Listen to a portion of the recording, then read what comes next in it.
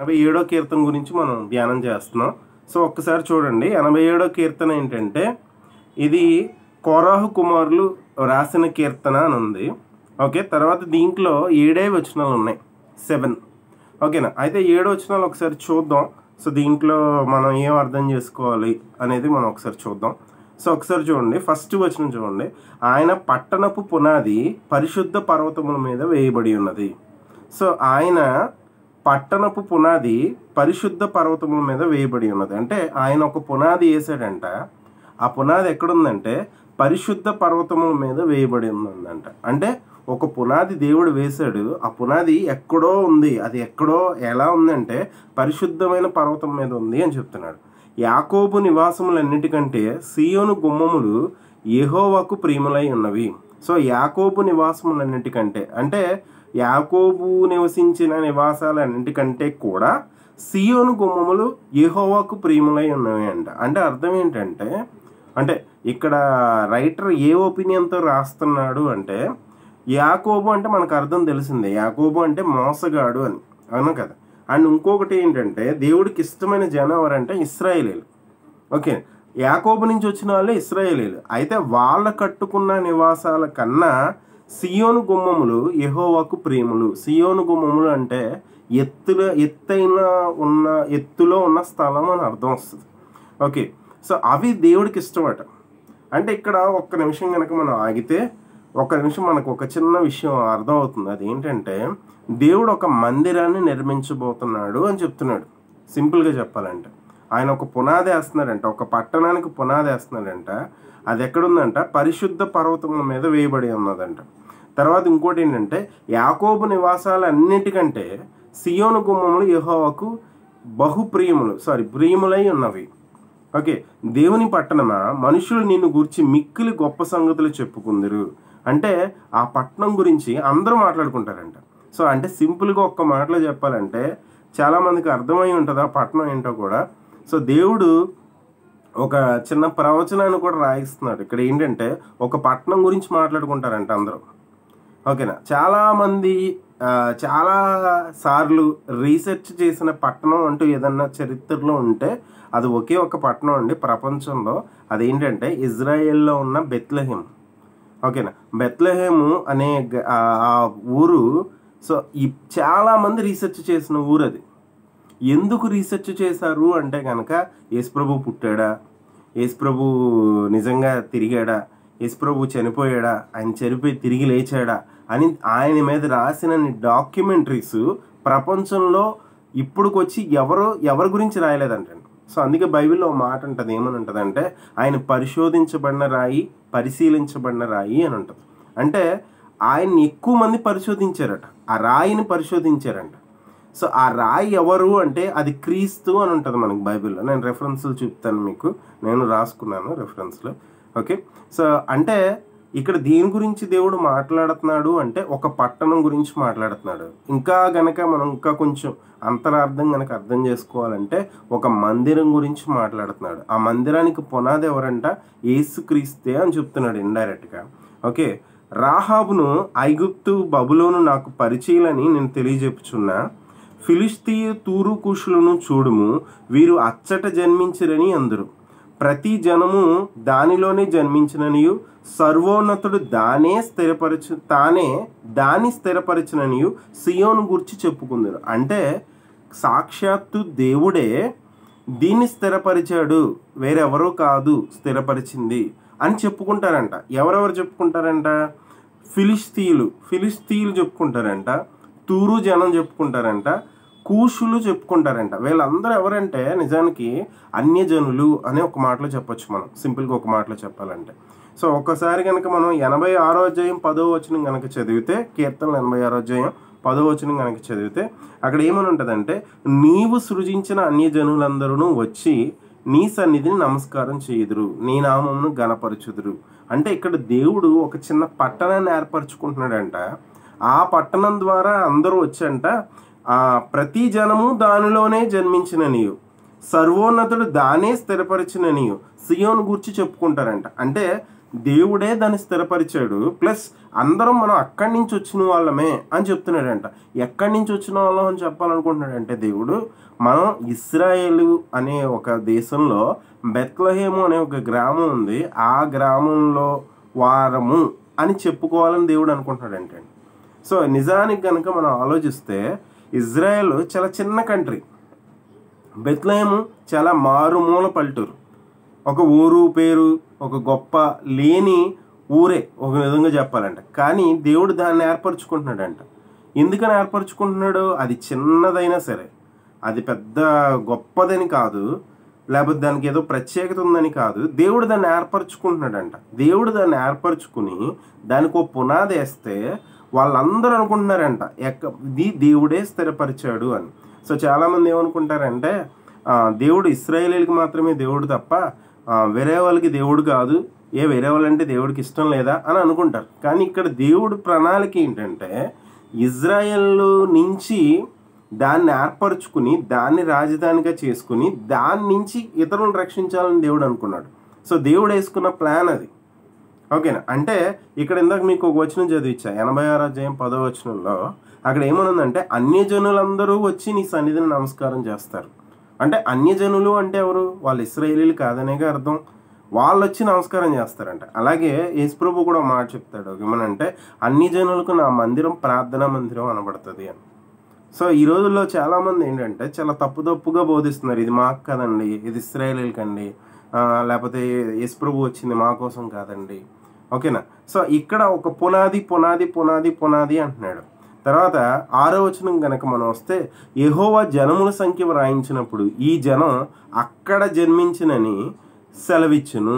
So సెలా అన్నాడు. అంటే సెలా అంటే అర్థం ఆల్రెడీ మన వాళ్ళు చెప్తున్నారు కదండి, చెప్పేటప్పుడు ఏమనంటే సెలా అంటే అక్కడ ఆగి ఆలోచించమని అంట, లేదా ఆగి దేవుని స్తుతించమని అంట అర్థం. సో అంటే యెహోవా జనముల సంఖ్య వ్రాయించినప్పుడు, సో అంటే దేవుడు జనాల సంఖ్య రాయించాడంట. ఇది కూడా మీ అందరికీ తెలిసిందే. సో జనాల సంఖ్య ఎప్పుడెప్పుడు రాయించారు అనేది మనకు బైబిల్లో కొన్ని సార్లు ఉంది. అందులో ఒకసారి ఏంటంటే యేసుప్రభు గురించి కూడా ప్రస్తావన ఉన్నప్పుడు ఉంది. సో యేసుప్రభు మరియమ్మ గర్భాన ఉన్నప్పుడు సో జనాల పేర్లు రాయించుకోవాలని చెప్పి కైసర్ ఔగుస్తు వలన ఆజ్ఞ అయ్యింది. కాబట్టి వాళ్ళు తమ పట్టణాలకు వెళ్ళి పేర్లు నమోదు చేసుకోవాలని మనం క్రిస్మస్లో వింటూ ఉంటాం. సో జనాల సంఖ్య స్టార్ట్ అయిందంటే జనాల పేర్లు నమోదు చేసుకోవడం స్టార్ట్ అయ్యారట. సో అంటే యేసుప్రభు పేరు కూడా హిస్టరీలో ఉంది. సో చాలామంది ఏమంటారంటే ఈ మధ్యకాలంలో చాలా కొత్తగా బోధిస్తున్నారు. ఏమనంటే అంటే యేసుప్రభు ఇప్పుడు చాలామంది మేము దేవుళ్ళు అని చెప్పుకునే వాళ్ళు ఎవరూ కూడా యేసుప్రభుతో కంపేర్ చేయడానికి పనికి రావట్లా. ఎందుకంటే మనకు ఒక పాట ఉంటుంది, ఒక పాట మనందరికీ తెలుసు.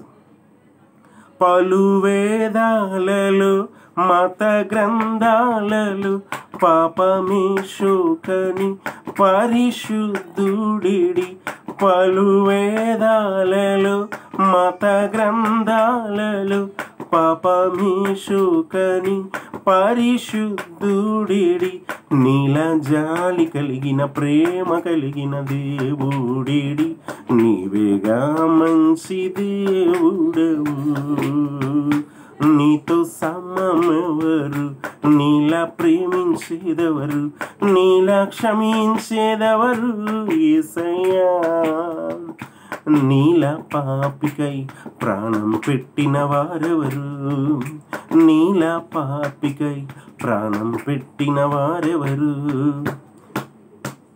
హల్లెలూయా. సో నిజంగా చాలామంది చాలా గ్రంథాల్లో సో మనకి తెలుస్తున్న మనకి కనబడే చాలామంది యేసుప్రభుతో కంపేర్ చేసుకున్నప్పుడు వాళ్ళ దేవుళ్ళుగా పరిగణించబడట్లా. ఎందుకంటే యేసుప్రభుకున్న క్వాలిటీస్ ఇంకెవరికి లేవు. కాబట్టి వాళ్ళు ఏం చేస్తున్నారంటే ఏదో రకంగా యేసుప్రభు మీద ఒక బురద జల్లాలి. సో యేసుప్రభు అనే వ్యక్తి అసలు చరిత్రలో లేడంటే పోలా. ఎవరు చూడొచ్చారు ఈ మధ్యన, మీరు యూట్యూబ్లో చూసారో లేదా కానీ ఒక అతను ఉన్నాడు, అతను ప్రొఫెసర్ అని చెప్పుకుంటాడు. నేను చాలా చరిత్ర పుస్తకాలు చదివాను అని అంటాడు. మరి ఆయన ఏం చరిత్ర పుస్తకాలు చదివాడో మనకు తెలియదు. కానీ ఆయన ఏమంటాడంటే అసలు యేసుప్రభు అనే అతను చరిత్రలో లేడండి, it's a myth, character myth అంటే ఏంటంటే కల్పించబడింది అని అర్థం. సో యేసుప్రభు అనే ఆయన ఏంటంటే కల్పించబడ్డాడట. ఇందాక చెప్పాను కదండి, యేసు ప్రభు మీద జరిగిన పరిశోధనలు ఇప్పుడు దాకా ప్రపంచంలో వేరే దేని మీద జరగల. సో ఆ మాట మనకి బైబిల్లో మనకు కనబడుతుంది. అది ఎక్కడ కనబడుతుంది అంటే, ఆయన పరిశోధించబడిన రాయి, పరిశీలించబడిన రాయి అని ఉంటుంది. ఒకసారి యెషయా 28 ఒకసారి చూద్దాం. ఒకసారి వీలైన వాళ్ళు, అవకాశం ఉన్న వాళ్ళు తీయండి. యెషయా 28 వీలైన వాళ్ళు తీయండి. ఓకే, ఒకసారి నేను చదువుతాను. ఓకే, ప్రభువగు యెహోవా ఈలాగు సెలవిచ్చుచున్నాడు, సియోన్లో పునాదిగా రాతిని వేసిన వాడును నేనే. ఓకే, ఇందాక మనం మాట్లాడుకున్నాం, సియోను గుమ్మములు బహుప్రియములై ఉన్నవి, ఆయన పునాది సియోను పర్వతం మీద ఉంది. అలాగే దాని గురించి ప్రతి జనం మాట్లాడుకుంటారంట, మేము అక్కడ వారమే కదా, మేము అక్కడ జన్మించిన వాళ్ళమే కదా అని. మరి అక్కడ జన్మించిన వాళ్ళనే వాళ్ళు ఎలా రిలేషన్ అవుతారు? ఒక్కసారి ఆలోచిస్తే కనుక, మనం సృష్టి ప్రకారం ఆలోచిస్తే ఈ సృష్టిలో మొట్టమొదటి మనిషి ఎవరంటే ఆదాము. ఓకేనా, తర్వాత అదే పేరు ఇంకొకరికి పెట్టబడింది. అది ఎవరంటే యేసు ప్రభు. అంటే మనం అందరం ఆదాము నుంచి వచ్చిన వాళ్ళమే కదా, కానీ ఇంకొక మనిషి మనం సెపరేట్ చేశారు. సో అతను ఎవరంటే యేసయ్యే. ఆయనే కడపటి ఆదాముగా వచ్చాడంట. ఆయన నుంచి వచ్చిన వాళ్ళందరూ సో ఆయన బిడ్డలుగా అవుతున్నారు. అంటే ఫస్ట్ ఒక మనిషిని సృజించి ఆ మనిషి ద్వారా దేవుడు జనాలను విస్తరింపజేద్దాం అనుకున్నాడు, కానీ ఆ మనిషి ద్వారా లోకంలోకి పాపం ఎంటర్ అయిపోయింది. కాబట్టి ఈసారి వచ్చే మనిషి ఎలా ఉండాలంటే, పాపం చేయకుండా ఉండే మనిషి ఉండాలి. ఓకేనా, పాపం చేయకుండా ఉండాలి, పాపం చేయించకుండా ఉండాలి, పాపం చేయకుండా మనల్ని నడిపించగలిగేటట్టు ఉండాలి, మనకు ఒక మోడల్గా ఉండాలి. సో ఆ మోడల్గా ఉండే పర్సన్ ఎవరంటే సాక్షాత్తు దేవుడే అయ్యాడు. ఎందుకంటే సో మనకి మీడియేటర్, ఓకేనా, మధ్యవర్తి అనేవాళ్ళు ఎవరైనా ఉంటే వాళ్ళకి రెండూ తెలిసి ఉండాలి. ఫర్ ఎగ్జాంపుల్ ఎవరికైనా న్యాయం చెప్తున్నారు అనుకోండి, వాళ్ళ వైపు మాట్లాడాలి, వీళ్ళ వైపు మాట్లాడాలి. ఫర్ ఎగ్జాంపుల్ నాకు తెలుగు వచ్చు, ఇంకొకటికి తమిళ్ వచ్చు. ఓకేనా, మా మధ్యలో ఇద్దరికి ట్రాన్స్లేట్ చేయాలంటే ఇటు తెలుగు వచ్చి ఉండాలి, అటు తమిళం కూడా వచ్చి ఉండాలి. అప్పుడు మాత్రమే అతను మధ్యవర్తిగా ఉంటాడు. మరి సాక్షాత్తు దేవుడే ఒక మనిషికి దేవుడికి మధ్యన మధ్యవర్తిగా నిలబడ్డాడు. ఎందుకు నిలబడ్డాడు అంటే, నిజంగా కనుక దేవుడు మాట్లాడితే బైబిల్లో ఉంటుంది మనకి, మోషే దగ్గరికి వచ్చినప్పుడు మాట్లాడినప్పుడు ఏమని ఉంటుందంటే, ఉరుములు మెరుపులు ధ్వని అంట. సో మనకి ఒక్కొక్కసారి వర్షం పడుతున్నప్పుడు ఢమాల్ మన పేలితే భయమేసేస్తుంది, అవునా కదా. ఆ ఉరుములు మెరుపులు, ఆకాశంలో ఉన్న నక్షత్రాలు, అన్ని గ్రహాలు, ఆఖరికి భూమి, సూర్యుడు, చంద్రుడు, కనిపించే చిన్న చిన్న నక్షత్రాలు సృజించిన ఒక దేవుడు తన నోటి మాటతో సృజించాడంటండి. అలాంటి దేవుడు కనుక మాట్లాడితే మనిషి అన్నవాడు ఎవడు బతకడం. మనకి ఇంట్లో కరెంట్ కూడా వస్తుంటుంది, చాలామందికి తెలిసి ఈ విషయం. సో మనకు కరెంట్ వచ్చేటప్పుడు దాన్ని డైరెక్ట్గా రానివ్వరు. సో ట్రాన్స్ఫార్మర్స్ అని, లేకపోతే సబ్స్టేషన్స్ అని, లేకపోతే మెయిన్ అని, సో ఇలా ఎక్కడో ఒక చోట దాని పవర్ని కంట్రోల్ చేస్తారు. అంటే ఎంత పవర్ వస్తుందో అంత పవర్ రానివ్వరు, దాన్ని ఆపేస్తారు, కొంచెం తగ్గిస్తారు, తగ్గించి మళ్ళీ అక్కడి నుంచి కొంచెం తగ్గించి, స్తంభం దగ్గర నుంచి తగ్గించి, మెయిన్ దగ్గర నుంచి తగ్గించి, అలా అలా అలా తగ్గించుకుంటా తీసుకొస్తేనే పొరపాటుని షాక్ తగిలి చచ్చిపోతూ ఉంటారు చాలామంది. కానీ నిజంగా డైరెక్ట్గా పవర్ అంతా వస్తే ఏమైపోతారు? అలాగే దేవుడు కూడా ఏంటంటే తన పవర్ని తట్టుకోలేరు. కాబట్టి దేవుడు మనుషులతో మాట్లాడాలంటే దేవుడు కూడా మనిషి అవ్వాల్సి వచ్చింది. సో అందుకే బైబిల్లో ఉంటుంది, ఆయన పూర్తిగా నరుడును పూర్తిగా దేవుడునై ఉన్నాడు అని ఉంటుంది బైబిల్లో ఉంటుంది. ఆయన మధ్యవర్తి అయి ఉన్నాడు అంటుంది. సో ఆయనే మధ్యవర్తి, వేరెవరూ కాదు. అటు దేవుడికి ఇటు మనిషికి మధ్యన రెండు చేతులు వేయగలగాలంటే అతను దేవుడు అయి ఉండాలి, అతను మనిషి అయి ఉండాలి. సో ఇక్కడ మాట్లాడుతుంది ఎవరి గురించి అంటే డైరెక్ట్గా దేవుడి గురించే మాట్లాడుతున్నారు. ఒకసారి మళ్ళీ అది వచ్చిన ఒకసారి నేను మళ్ళీ చదువుతున్నాను, ఒకసారి చూడండి. యెషయా 28:16 ఏమని రాస్తున్నాడంటే, ప్రభువగు యెహోవా సెలవిచ్చుచున్నాడు, సియోనులో పునాదిగా రాతిని వేసిన వాడును నేనే. అది పరిశోధించబడిన రాయి, అమూల్యమైన తలరాయి, బహుస్థిరమైన పునాది అయిన మూలరాయి అయ్యున్నది, విశ్వసించువాడు కలవరపడడు. సో ఈ మాట గుర్తుంచుకోండి, నా యందు విశ్వాసించువాడు కలవరపడడు అని స్టేట్మెంట్ ఇచ్చింది ఎవరంటే యేసయ్య. ఓకేనా, అంటే ఇక్కడేమో ప్రభువగు యెహోవా దాన్ని వేస్తున్నాను అంటున్నాడు, వేసింది నేనే అంటున్నాడు, ఆ వేసిన రాయి కూడా నేనే అంటున్నాడు. సో అది కూడా మనం చూడొచ్చు. ఒకసారి కనుక కీర్తనలు కాదు, ఒకసారి అపోస్తులు 4వ అధ్యాయం 11వ వచనం కనుక ఒకసారి చూస్తే, అపోస్తులు 4వ అధ్యాయం 11వ వచనం ఒకసారి చూడండి. అపోస్తులు 4వ అధ్యాయం 11వ వచనం, ఇల్లు కట్టువారైన మీరు తృణీకరించిన రాయి ఆయనే. అంటే ఇల్లు కట్టుకునేటప్పుడు ఈయన మాకొద్దు అని చెప్పి తృణీకరించేశారంట. ఆయనే ఆ రాయి మూలకు తలరాయి అయ్యను. సో ఆ రాయి ఏమైందంట, మూలకు తలరాయి అయ్యిందంట. ఓకేనా? సో అంటే ఆ రాయి ఎవరు అనేది చెప్తున్నాడు. సో ఆ రాయి ఎవరంటే, మరి ఎవరి వలన రక్షణ కలగదు, ఎవరైతే ఆకాశం కింద మనుషుల్లో ఇవ్వబడిన ఏ నామమున రక్షణ పొందలేము. సో అంటే ఎవరి గురించి చెప్తున్నాడు అంటే యేసయ్య గురించి చెప్తున్నాడు. ఇంకా మనం క్లియర్గా చూద్దాం. 1 పేతురు 2వ అధ్యాయం 7వ వచనం చూడండి ఒకసారి. 1 పేతురు 2వ అధ్యాయం 7వ వచనం ఒకసారి చూడండి. ఓకే, ఒక లేఖనం రాయబడిందంట, ఇదిగో నేను ముఖ్యమును ఏర్పరచబడినదైన అమూల్యమగు మూలరాతిని సియోన్లో స్థాపిస్తున్నాను. సియోన్లో స్థాపించాడంట. ఎవరు? యెహోవా స్థాపించాడని చెప్తున్నాడు. ఆయన యందు విశ్వాసం ఉంచువాడు ఏమాత్రము సిగ్గుపడడు అను మాట లేఖనం అందు వ్రాయబడి ఉన్నది. విశ్వసించుచున్న మీకు ఆయన అమూల్యమైన వాడు. విశ్వసింపని వారికైతే ఇల్లు కట్టువారు ఏ రాత్రి నిషేధించితిరో అదే మూలకు తలరాయి అయిను. అంటే మాకు ఈయన అక్కర్లేదు అనుకుని చాలామంది తోసేసిన వాళ్ళు ఆయనే కావాలి అని చెప్పి బేస్గా ఉంటున్నారంట.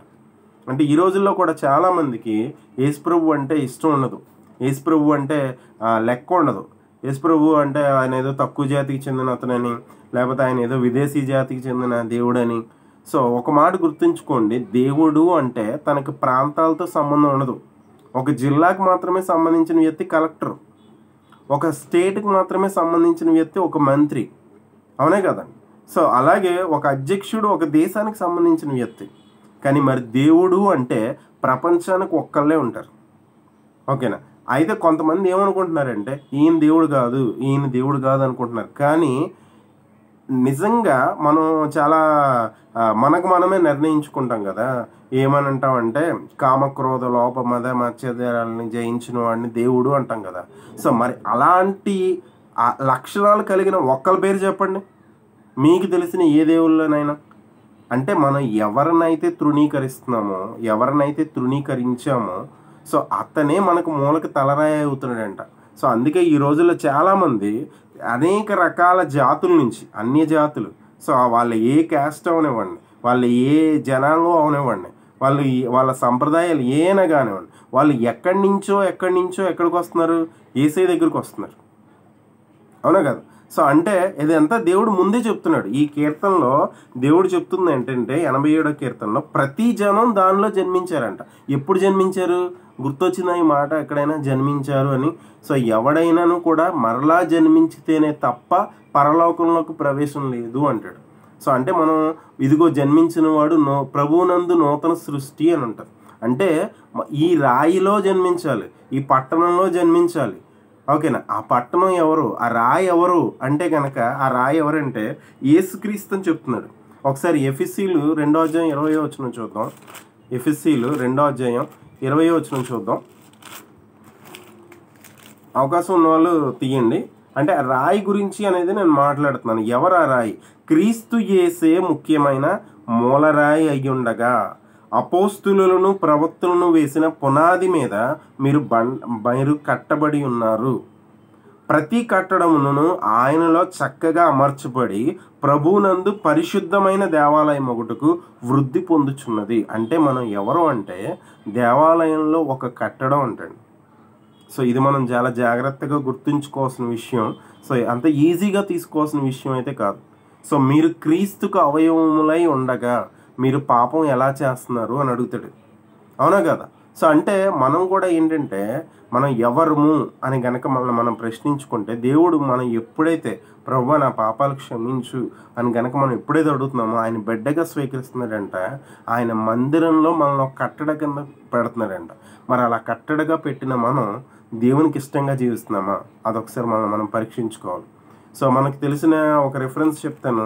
సో అదేంటంటే 1 కొరింథీ 3వ అధ్యాయం 16వ వచనం కనుక ఒకసారి చూస్తే, సో అక్కడ ఏమని ఉంటుందంటే ఒకసారి చూద్దాం. 1 కొరింథీ 3వ అధ్యాయం 16వ వచనం మనందరికి బాగా నోటెడ్ అయిన రిఫరెన్స్. ఓకే, ఒకసారి చూద్దాం. మీరు దేవుని ఆలయమై ఉన్నారనియు దేవుని ఆత్మ మీలో నివసించుచున్నాడనియు మీరు ఎరుగరా.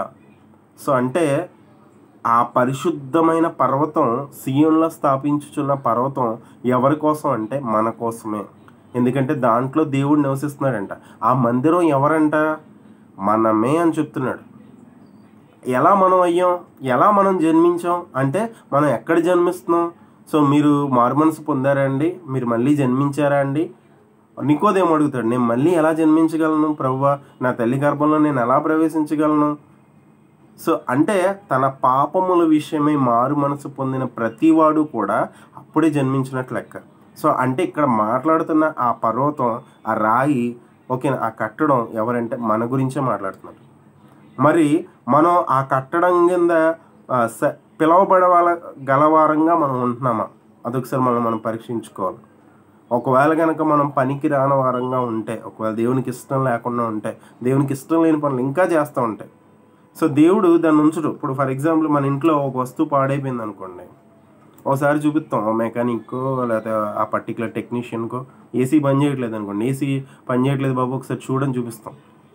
ఆడు పని చేసి చెక్ చేసి ఇంకోసారి చూద్దాం అని చెప్పి తర్వాత ఇంకా దీన్ని ఎందుకంటే ఇంక దీన్ని తీసేయండి అన్నాడు అనుకో, మనం ఉంచుతామా దాని ఇంట్లో? ఒక ఫ్యాన్ తిరగట్లేదు అనుకోండి, మా వాళ్ళు ఎవరో గిఫ్ట్గా ఇచ్చారు, దీన్ని నేను ఉంచుకుంటాను, ఇంట్లో ఉంచుకుంటామా? పడేస్తాం. ఒకవేళ కనుక మనం కూడా దేవుని కట్టడంగా ఉన్నప్పుడు, దేవునికి అవయవములుగా ఉన్నప్పుడు, దేవుని పని కనుక మనం చెయ్యకపోతే దేవుడు మనల్ని ఉంచుతాడా? అది గుర్తుంచుకోండి ఒకసారి. మనం చేసే ప్రతి పని గురించి అంటండి దేవుడు లెక్క అడుగుతాడంట. ఇది మనందరికీ తెలిసిన విషయమే. సో దేవుడు తీర్పులోకి తీసుకొస్తాడంట. కాబట్టి మనం చేసే ప్రతి పని, what ever you do for the Christ అని ఉంటుంది బైబిల్లో. సో మనం క్రీస్తు నిమిత్తం చేయగలగాలంట. కొన్ని పనులు మనం చేయలేక ఇబ్బంది పడుతూ ఉంటాం. ఓకేనా? ఒక్కసారి ప్లీజ్, ఒక్క చిన్న విషయం అర్థమవుతుంది కదండి. సో అంటే ఇక్కడ దేవుడు మాట్లాడుతుంది ఏంటంటే, ఒకసారి మనం చూద్దాం. సో ఇక్కడ అపోస్తులుడైన పౌలు రాసిన కొరింథీయుల పత్రికలో దేవుడు ఏమంటున్నాడంటే, మీరు దేవుని ఆలయమై ఉన్నారనియు దేవుని ఆత్మ మీలో నివసించుచున్నాడనియు మీరు ఎరుగరా. సో ఒకసారి ఈ వచనాన్ని మనం పరీక్షించుకుందాం. ఎందుకంటే మనం దేవుని ఆలయము అంటే కనుక మనం మామూలుగా చర్చికి వెళ్ళినప్పుడు చాలా కుదురుగా కూర్చుంటాం, చాలా నీట్గా స్నానం చేసి చక్కగా మంచి బట్టలు వేసుకుని వెళ్ళి అక్కడ ఏదైనా ఫోన్ వచ్చినా టప్మని కట్ చేసేసి లేకపోతే సైలెంట్లో పెట్టేసి చాలా జాగ్రత్తగా, ఎవరి మీద కోపం వచ్చినా చాలా సైలెంట్గా కాసేపు ఆగు, చర్చిలో ఉన్నాను కాసేపు ఆగు అంటాం, అవునా కదా? మరి అటువంటి చర్చ్, అటువంటి ఆలయం మన హృదయంలోనే ఉన్నప్పుడు మన హృదయంలో ఎటువంటి ఆలోచనలు వస్తున్నాయి మనం పరీక్షించుకోవాలి ఒకసారి. ఎందుకంటే ఆయన ఒక పునాది వేస్తున్నాడంట. ఆ పునాది సియోన్లో ఉందంట. ఆ పునాదిలో దేవుడు మనల్ని కట్టడాలుగా పెడుతున్నాడంట. అంటే ఆలయంలో డెకరేట్ ఐటమ్స్గా కానీ, లేకపోతే క్రీస్తునందు మీరు అవయవములు అంటే క్రీస్తులో మనల్ని అవయవాలుగా దేవుడు పెట్టాడంట. మరి మనం అటువంటిప్పుడు క్రీస్తుకి ఇష్టంగా ఉంటున్నామా? సో మనం ఇది చాలా ఆలోచించాల్సిన విషయం, చాలా దగ్గరగా పరీక్షించుకోవాల్సిన విషయం. ప్రతిరోజు మనం పరీక్షించుకోవాలి. మనం దేవుడికి ఇష్టంగా ఉంటున్నామా? ఒకవేళ దేవుడికి ఇష్టం లేని పనులు ఏమైనా చేస్తున్నామా? దేవుడికి ఇష్టం లేని మాటలు ఏమైనా మాట్లాడుతున్నామా? ఒకసారి మనం పరీక్షించుకోవాలి. తర్వాత ఇంకా లాస్ట్ వచనం నేను ముగించేస్తాను. అదేంటంటే, పాటలు పాడుచు వాయిద్యములు వాయించుచు మా ఓటలన్నీ నీయందే ఉన్నాయని వారందరూ. సో మా ఓటలన్నీ నీయందే ఉన్నాయని వారంటారంట. సో మన జీవపు ఓట ఎవరండి? మన జీవపు ఓట ఎవరు? యేసయ్యే కదా. సో నా యందు విశ్వాసం ఉంచేవాడు తన కడుపులో నుండి జీవపు ఓటలు ఊరును అని అంటాడు కదా. అంటే ఇక్కడ మీరు ఇండైరెక్ట్గా కనుక చూస్తే 87వ అధ్యాయం అంతా దేని గురించి మాట్లాడుతున్నాడు అంటే యేసయ్య గురించే మాట్లాడుతున్నాడు. యేసయ్య జన్మ గురించే మాట్లాడుతున్నాడు. సో ఇంకా కొన్ని మనం రిఫరెన్సెస్ చూద్దాం. కీర్తనలు 118వ అధ్యాయం 22వ వచనం చూడండి ఒకసారి. కీర్తనలు 118వ అధ్యాయం 22వ వచనం. కీర్తనలు 118వ అధ్యాయం 22వ వచనం కనుక ఒక్కసారి చూస్తే అక్కడ ఏమనుందంటే, ఇల్లు కట్టువారు నిషేధించిన రాయి మూలకు తలరాయి అయిన అది యెహోవా వల్ల కలిగినది. సో అంటే ఆ రాయి ఎవరి వల్ల కలిగిందంట? యెహోవా వల్ల కలిగిందంట. ఇందాక మనం చూసాం రెఫరెన్సెస్లో. ఆ రాయి వేసింది ఎవరంట? యెహోవాయేనంట. ఆ రాయి ఎవరంట? క్రీస్తు యేసైన మూలరాయి అని చెప్తున్నాడు. ఇప్పుడు అదే రాయిలోనంట మనం మూలక తలరాయి అయ్యామంట. అంటే చాలామంది యేసుక్రీస్తుని తృణీకరిస్తున్నారు. ఈ రోజుకి ఇశ్రాయేల్ దేశంలో ఇప్పటికి యూదులు ఇంకేమనుకుంటున్నారంటే, మాకు యేసుక్రీస్తు కాదు, మెస్సయ్య అని ఇంకొక ఆయన వస్తాడు, ఆయన మమ్మల్ని రక్షిస్తాడని వెయిట్ చేస్తున్నారంట. ఇంకా వాళ్ళు ఇప్పటికీ యేసుప్రభు కాదు, యేసుప్రభు ఆయన దేవుడు అని చెప్పుకున్నాడు తప్ప ఆయన మా దేవుడు కాదు అని చెప్పి ఇంకా అనుకుంటున్నారు. సో బైబిల్లో ఒక మాట ఉంటుంది, ఏమని ఉంటుంది అంటే, సాతాన్ అంటండి ఇలా కళ్ళకి చెయ్యి అడ్డు పెడతాడంట నిజమైన దేవుడు ఎవరో తెలియకుండా. కానీ నిజంగా మనం ఆ విషయంలో దేవుడికి నిజంగా ఇక్కడ లాస్ట్ వచ్చిన రాశారు కదా, పాటలు పాడుచు వాయిద్యములు వాయించుచు మా ఓటలు నీ అందే ఉన్నాయని వారు అనాలి. సో అంటే దేవుడు మనల్ని రక్షించుకున్నాడు. నిజమే కదండి. పెద్ద పెద్ద శాస్త్రవేత్తలు కానీ, లేకపోతే పెద్ద పెద్ద సైంటిస్టులు కానీ, లేకపోతే బాగా డబ్బున్న వాళ్ళు కానీ, బాగా జ్ఞానం ఉన్న వాళ్ళకి కానీ ఈ రోజుకి చాలామందికి తెలియని విషయం మనకు తెలిసింది. అదేంటో తెలుసా? నిజమైన దేవుడు ఎవరు అని. మీరు వాళ్ళ చెవిలో ఇల్లు కట్టుకుని చెప్పండి, వాళ్ళ కళ్ళ ముందు ఎన్ని సాక్ష్యాలు చూపించండి, వాళ్ళు నమ్మరు. కానీ ఈరోజు దేవుడు మనకు మంచి అవకాశాన్ని ఇచ్చాడు. సో మనం కూడా అక్కడ జన్మించిన వాళ్ళమేనంట. ఎక్కడ జన్మించామో చెప్తున్నాడు చూడండి. 87వ అధ్యాయం, కీర్తనలు 87వ అధ్యాయం 5వ వచనంలో చెప్తున్నాడు. ఏమనంటే, ప్రతి జనమును దానిలోనే జన్మించింది. మీరు ఒకసారి అబ్జర్వ్ చేయండి, ప్రతి జనం ఒక చోట జన్మించారంట. ఎక్కడ? మీరు ఒకసారి అబ్జర్వ్ చేస్తే ప్రతి జనం ఉండేది ఎక్కడో తెలుసండి? క్రిస్టియానిటీలోనే, క్రైస్తవ్యంలోనే. ఎందుకంటే క్రైస్తవ్యంలో రకరకాల పీపుల్ ఉంటారు, ఒక రకంలో ఉండరు, ఒక రకమైన జనం ఉండరు, ఎక్కడెక్కడి నుంచో వస్తారు. అందుకే 86వ అధ్యాయం 10వ వచనంలో ఏమన్నాడంటే, నీవు సృజించిన అన్యజనులు వచ్చి అందరూ వచ్చి నీ సన్నిధికి వచ్చి నమస్కారం చేస్తారు. అర్థమవుతుందండి? అంటే దేవుడు అన్యజనులను రక్షించాలి అని ఒక ప్రణాళిక వేసుకున్నాడు. ఆ ప్రణాళిక ప్రకారమే యేసుప్రభువు రక్షించాడు. సో మనం దానియేలు గ్రంథంలో చూస్తాం. సో ఏంటంటే, ఒక చిన్న రాయి వచ్చి ఒక పెద్ద విగ్రహాన్ని కొడుతుందంట. కొట్టినప్పుడు ఆ చిన్న రాయి పెద్ద పర్వతం అయిపోద్దంట. అసలు భూతలం అంతా పట్టలేనంత పెద్ద రాయి అయిపోద్దంట. ఆ రాయిలో జనాలు ఉంటారంట. ఆ రాయి ఎవరనేది చెప్తున్నాడు. ఆ రాయి ఎవరంటే నేనే. సో నా యందు విశ్వాసం ఉంచువాడు కలవరపడడు. సో మనం ఎవరి యందు విశ్వాసం ఉంచాలంటే దేవుని యందు విశ్వాసం ఉంచాలి. అలాగే మనం ఎలా ఉండాలంటే దేవుని మందిరంగా ఉండాలి. చాలామంది దేవుని మందిరానికి ఈరోజు వెళ్ళలేదా, దేవుని మందిరానికి రావా నువ్వు అని అంటారు కదా. అసలైన మందిరం ఎవరంటే మనమే. మరి అది తెలియకుండా మనం ఏం చేస్తున్నామంటే ఒక్కొక్కసారి కొన్ని క్షణాల్లో, కొన్ని బలహీన క్షణాల్లో దేవుడికి ఇష్టం లేకుండా జీవిస్తున్నామేమో, దేవుడిని బాధపరుస్తున్నామేమో, దేవుడిని గాయపరుస్తున్నామేమో. ఎందుకంటే దేవుడి మందిరంలో దేవుడే ఉంటాడు. కానీ మన హృదయంలో ఏమేమి ఉంటున్నాయో ఒకసారి మనమే పరీక్షించుకోవాలి. మన హృదయంలో దురాలోచనలు ఉంటున్నాయా, మన హృదయంలో పగలు ఉంటున్నాయా, కక్షలు ఉంటున్నాయా, లేకపోతే ఇతరుల మీద ఏదో అయిష్ట భావం కానీ. దేవుడికి ఇష్టం లేనిది ఏది ఉండకూడదంటే, ఎందుకంటే మనం ఎవరి వారం అంటే ఆయన వారం. మనం ఎక్కడ జన్మించాం అంటే ఆయన దగ్గర జన్మించాం. సో అందుకే ఎవడైనా క్రీస్తునందున్న ఎడల వాడు నూతన సృష్టి. ఓకే. సో నేను ఒక మాట విన్నాను ఒక చోట, అదేంటంటే మనం భారతదేశంలో నివసిస్తున్నాం కాబట్టి భారతీయులు, అమెరికాలో నివసిస్తే అమెరికన్స్, మరి క్రీస్తులో నివసిస్తే క్రిస్టియన్స్, క్రీస్తులా నివసిస్తే క్రిస్టియన్స్, క్రీస్తుని ఇతరులకు కనపరిస్తే వాళ్ళు క్రిస్టియన్స్. అంతేగాని నేను క్రైస్తవుని, నేను మతం మారాను, నా దగ్గర సర్టిఫికెట్ ఉంది, లేకపోతే మా తాత ముత్తాతల నుంచి ఎప్పటి నుంచో మేము క్రైస్తవులం కాబట్టి నేనే క్రైస్తవుని అని చెప్పుకున్న వాళ్ళు క్రైస్తవులు కాదంటండి. సో ఎవరైతే క్రీస్తుని తన జీవితం ద్వారా ఇతరులకు పరిచయం చేస్తారో వాళ్ళు క్రైస్తవులు, వాళ్ళు దేవునికి ఇష్టలు. సో వాళ్ళు పాడుతూ స్తుతిస్తున్నారంటండి. సో మరి మన జీవితంలో మనం పాడుతూ స్తుతించగలిగే జీవితాలు మనకు ఉన్నాయా లేదా అది మనం పరీక్షించుకోవాలి. అన్నిటికన్నా ముఖ్యంగా పరీక్షించుకోవాల్సిన విషయం ఏంటంటే, మనం ఆయన మందిరంగా ఉన్నాం, ఆయన అవయవాలుగా ఉన్నాం. సో మన నోరు చాలా జాగ్రత్తగా మాట్లాడాలి. ఒక్కొక్కసారి పొరపాటున సో అవతల నవ్వుకుంటాడనో, సెటైర్లు వేయడము, లేకపోతే డబుల్ మీనింగ్ డైలాగులు మాట్లాడడము మనం అనుకుంటాం. సో ఇది పెద్ద తప్పేం కాదు, ఇది పెద్ద తప్పేం కాదు అనుకుంటాం కదా. సో అల్లరి చిల్లరి పాటలైనను సరసోక్తులైనను మీకు తగదు అంటాడు దేవుడు. సో మనం సరదాకు కూడా ఇష్టం వచ్చినట్టు మాట్లాడకూడదు. ఎందుకంటే నీ మాటలను బట్టి నువ్వు తీర్పులోకి వస్తావు అని ఉంటుంది. నీ మాటలను బట్టే నువ్వు నీతిమంతుడు అని తీర్పు పొందుతావు అని ఉంటుంది. సో మన హృదయంలో నుంచి బయటకు వచ్చేదాన్ని బట్టే మన పాపం బయటపడుతుంది అంటే మన లోపటి నుంచి బయటకు వచ్చేది. అంతేగాని బయట నుంచి లోపలికి వెళ్ళేది ఏది కూడా మనల్ని అపవిత్రపరచదు అంటాడు యేసయ్య.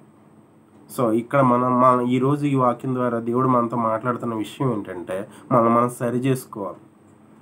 సరి చేసుకోకుండా ఒకవేళ అలాగే ఉంటే కనుక ఇంకొక రిఫరెన్స్ నేను చూపించి నేను ముగించేస్తాను. అదేంటంటే మత్తయి 7:25 ఇప్పుడు దాకా నేను చాలా విషయాలు చెప్పుకొచ్చా. ఏంటంటే దేవుడు సియోనులో ఒక పర్వతం నిర్మిస్తున్నాడు. ఆ పర్వతాన్ని నిర్మించింది ఎవరంటే సాక్షాత్తు దేవుడే. ఆ పర్వతం గురించి లేకపోతే దాని గురించి అందరూ మాట్లాడుకుంటారంట. అందరూ అక్కడే జన్మించిన వాళ్ళంట. అయితే ఆ రాయి ఎవరు అంటే అదెవరు? యేసుక్రీస్తు అని చెప్పి ఇప్పుడు దాకా మీకు చాలా రెఫరెన్స్లు చూపించాను. ఓకే, ఇకపోతే యేసయ్య చెప్పిన ఒక ఎగ్జాంపుల్ నేను మీకు చూపిద్దాం అనుకుంటున్నా.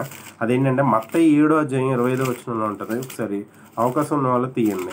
ఓకేనా? మత్తయి 7:25 ఏమని ఉంటుందంటే, వాన కురిసెను, వరదలు వచ్చును, గాలి విసిరి ఆ ఇంటి మీద కొట్టును గాని దాని పునాది బండ మీద వేయబడను గనుక అది పడలేదు. మరియు ఈ నా మాటలు విని వాటి చొప్పున చేయని ప్రతివాడు ఇసుక మీద తమ ఇల్లు కట్టుకొనిన బుద్ధిహీనుని పోలి ఉండును. అయితే నా మాట విని దాని మీద కట్టుకునివాడు బుద్ధిమంతుడై ఉంటాడు. సో వాడి ఇల్లు ఎప్పటికీ పాడైపోదు అనే మాటలు మనకు అక్కడ కనబడుతున్నాయి. అంటే మనకి యేసయ్య చెప్పే మాటలు, రోజు మనకి యేసయ్య కనిపించే మాటలు, వాటిని అన్నిటి ప్రకారం మనం జీవించాలంట. అంతేగాని ఏదో సర్లే మనం విన్నాళ్ళే, ఆ రోజు చెప్పాడులే, ఇది మనకు తెలియదా, మనకన్నా కొత్త ఏమైనా చెప్పాడా, సో మనకి బోల్డ్ అని విషయాలు తెలుసు, మనకన్నా ఎక్కువ తెలుసా అని అనుకుంటాం కదా. కానీ అలా కాదంట. ఏంటంటే ఈ నా మాటలు విని దాని మీద తన ఇల్లు కట్టుకునివాడు, బండ మీద తన ఇల్లు కట్టుకునివాడు నిలుస్తాడంట. వాన వచ్చినా నిలుస్తాడంట, తుఫాన్ వచ్చినా నిలుస్తాడంట, గాలి వచ్చినా నిలుస్తాడంట. అంటే ఒక్కొక్కసారి మనం దేవుళ్ళలో నిలబడుతున్నప్పుడు మనం కనుక ఒకవేళ దేవుళ్ళలో సరిగ్గా నిలబడలేకపోతే, ఒకవేళ మన యేసయ్య అనే పునాది మీద కనుక మనం బలంగా కనుక నాటబడకపోతే ఏదో ఒకటి వచ్చి మనం కొట్టేద్ది. అది మన కష్టం కావచ్చు, మన కరువు కావచ్చు, మన ఇబ్బంది కావచ్చు, మన బంధువులు కావచ్చు, మన స్నేహితులు కావచ్చు, మనకున్న దురలవాట్లు కావచ్చు, మనకున్న పాపపు ఆలోచనలు కావచ్చు. సో దుష్టుల ఆలోచన చొప్పున నడువుక, ఎప్పుడైతే మనం ఆలోచన చొప్పున నడుస్తామో దుష్టుల ఆలోచన చొప్పున నడువుక పాపుల మార్గమున నిలువుక. అంటే ఎప్పుడైతే మనం ఆలోచన చొప్పున ఆలోచిస్తూ ఉంటామో నిలుస్తామంట. పాపుల మార్గమున నిలువుక అపహాసకులు కూర్చుండు చోటను కూర్చుండక. అంటే మనం ఎప్పుడైతే ఆలోచనల ద్వారా నడుస్తున్నామో నిలిచిన వాళ్ళను కూర్చుండిపోతున్నాం. సో అలా చేయకుండా ఏం చేయమంటాడంటే, దివారాత్రాలు దేవుని ధర్మశాస్త్రానందు ఆనందించండి అని చెప్తున్నాను. సో ఈ నా మాటలు విని బండ మీద తన ఇల్లు కట్టుకునేవాడు. అంటే మన ఇల్లు ఎలా కట్టుకుంటున్నాం? ఒకవేళ కనుక ఈరోజే వాన వస్తే, ఈరోజే తుఫాన్ వస్తే, ఈరోజే ఆ గాలి వేస్తే మనం ఉంటామా? మనకున్న కష్టాన్ని. సో మనం ఎప్పుడు కూడా దేవుడి వైపు చూడగలిగేటట్టుగా ఉండాలి. So at the same time మనం ఎవరో మనం గుర్తించగలగాలి. సో మనం మర్చిపోతే ఎలా? మనం ప్రజెంట్ చేసుకోకపోతే ఎలా? బ్రదర్ ఈరోజు మీరు వాకింగ్ చెప్తారండి, అయిపోయి నేను చెప్పలేనండి. పోనీ నువ్వు వెళ్ళి మీ ఫ్రెండ్స్కి ఏమన్నా నువ్వు చెప్తావంటే, అమ్మో నేను చెప్పలేనండి. మరి ఏం చేస్తావు? జాగ్రత్తగా చర్చికి వచ్చేస్తా, బైబిల్ తీసుకుని టైంకి వచ్చేస్తా, అందరికన్నా ముందు వచ్చేస్తా. ఓకే, అఫ్కోర్స్ కాదంటలేదు. కాకపోతే దేవుడు నిన్ను రక్షించుకున్నప్పుడు నువ్వు ఆ విషయాన్ని ఇతరులకు చెప్పాలి. దేవుడు నువ్వు నీ విషయంలో చేసిన మేలు గురించి ఇతరులకు చెప్పగలగాలి. నీ జీవితం ద్వారా ఇతరులకు నువ్వు ప్రకటించగలగాలి. ఎందుకంటే ఒక మందిరంలో దేవుని వాక్యం ప్రకటిస్తున్నప్పుడు, నువ్వు మందిరమై ఉన్నప్పుడు నువ్వు ఇతరులకు ప్రకటించాలి కదా. దేవుడు మనల్ని ఎక్కడ అడుగుతాడు కదా, దేవుడు మనకి ఇచ్చిందని అడుగుతాడు కదా. కాబట్టి మనం కూడా మనం పరీక్షించుకుని మనం సరి చేసుకుందాం. ఓకే, ఈ చిన్న వాక్యం దేవుడు దీవించును గాక. చిన్న ప్రేయర్ చేసుకుందాం.